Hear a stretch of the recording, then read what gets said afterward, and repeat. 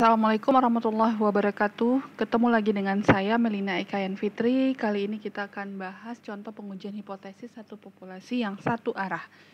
Nah, satu arah yang kita pilih ini adalah satu arah yang sisi kanan ya.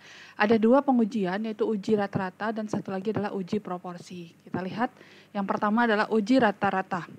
Nah, soalnya seperti ini, seorang manajer produksi menyatakan bahwa isi sebuah susu kaleng sekurang-kurangnya 31 ons.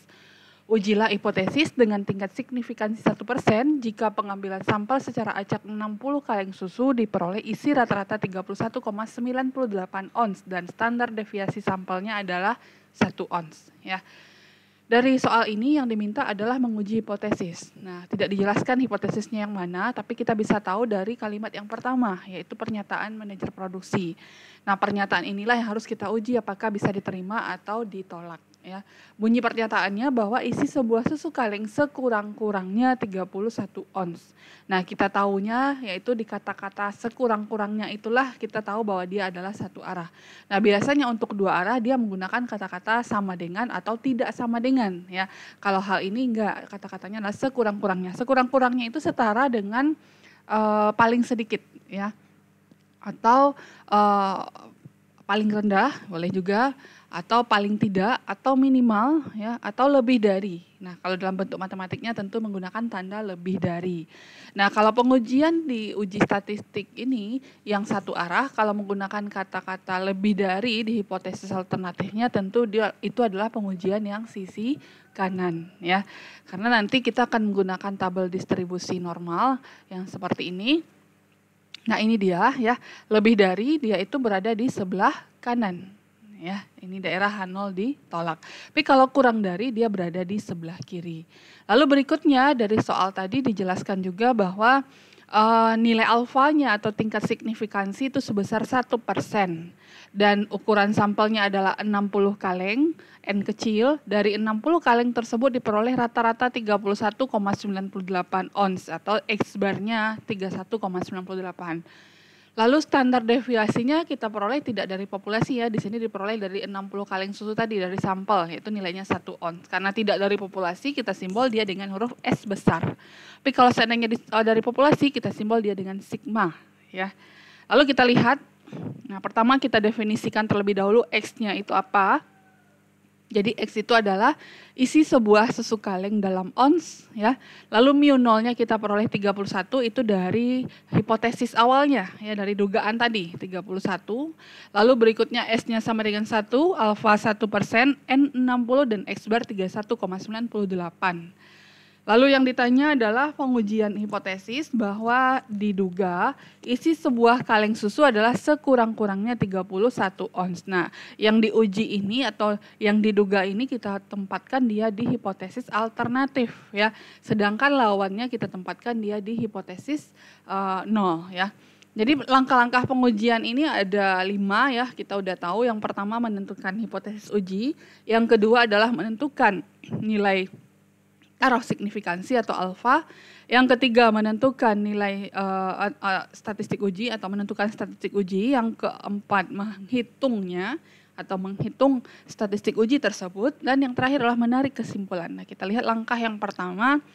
Dari soal tadi kita udah tahu kita menduga isi kaleng sebuah susu atau sebuah kaleng susu itu sekurang-kurangnya 31 ons ya.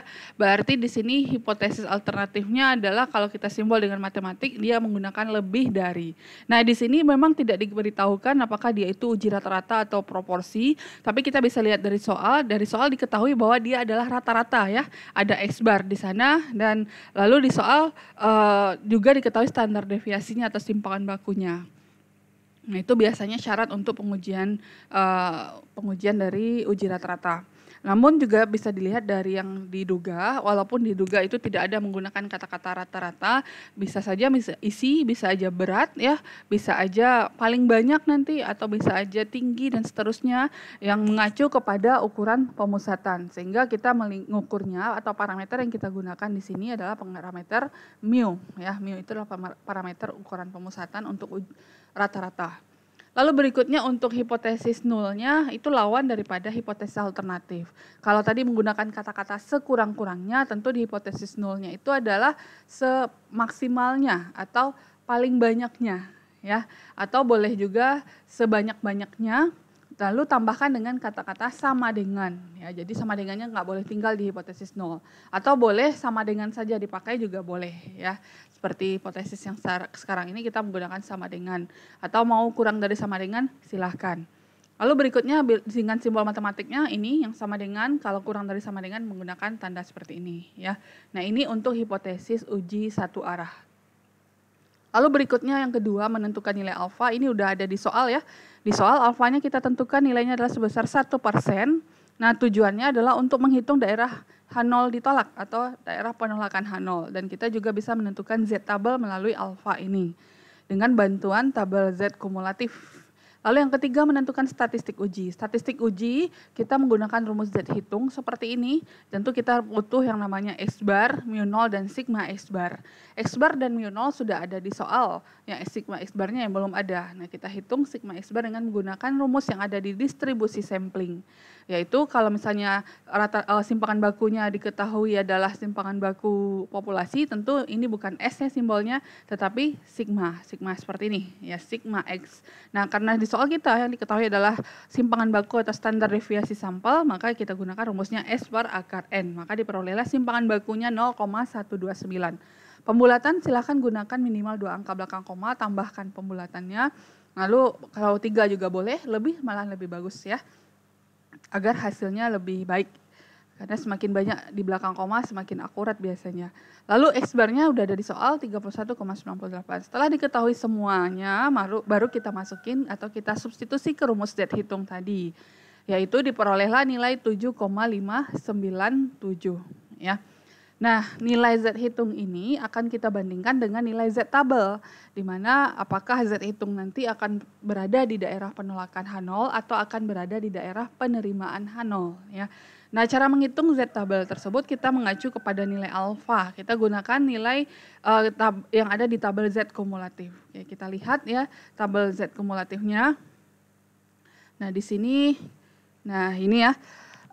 Nilai Z kumulatif itu adalah nilai yang diarsir. Yang ada di dalam ini adalah nilai yang diarsir. Nah, nilai alfa kita itu adalah nilai yang berada di sebelah kanan. Karena kita uji arah kanan, tentu nilai yang kecil ini ya. Besarnya 0,01. Tentu tidak sebanding dengan apa yang kita cari dalam tabel. Tentu kita harus cari berapa yang diarsir. Kita tahu luas daerah di bawah kurva normal itu adalah 1.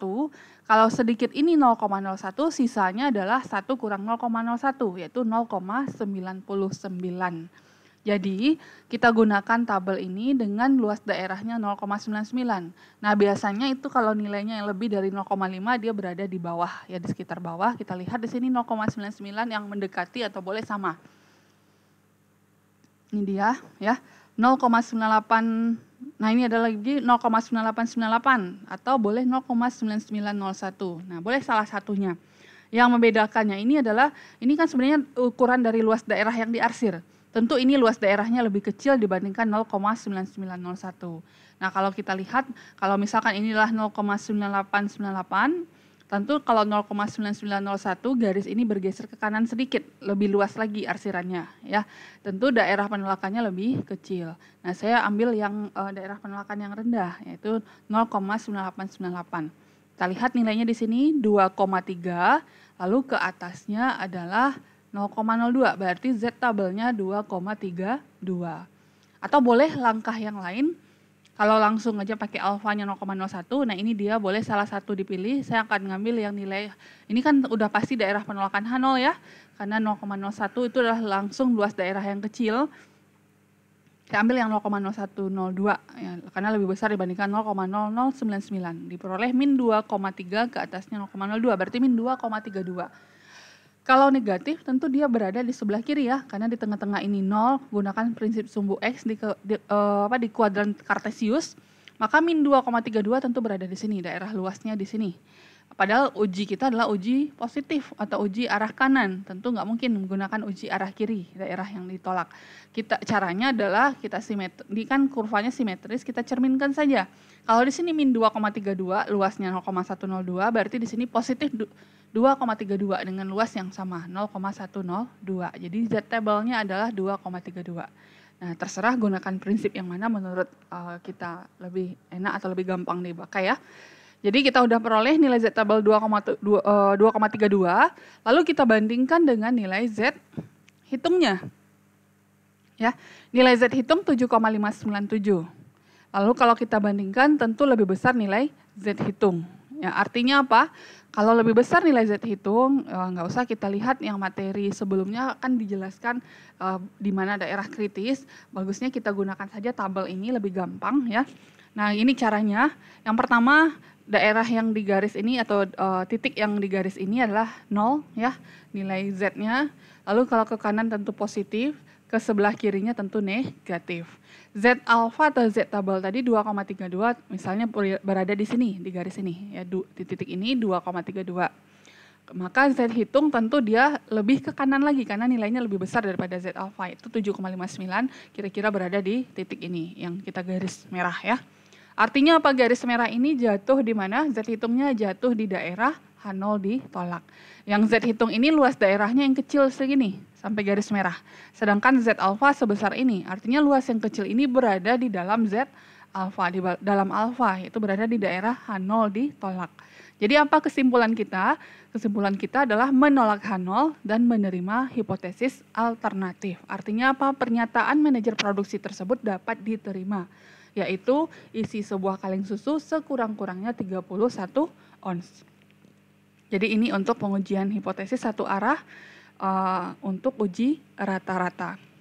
Nah, untuk uji proporsi nanti kita lihat lagi di video berikutnya. Silahkan dipelajari, jika ada pertanyaan silahkan dikomentari. Oke, assalamualaikum warahmatullahi wabarakatuh.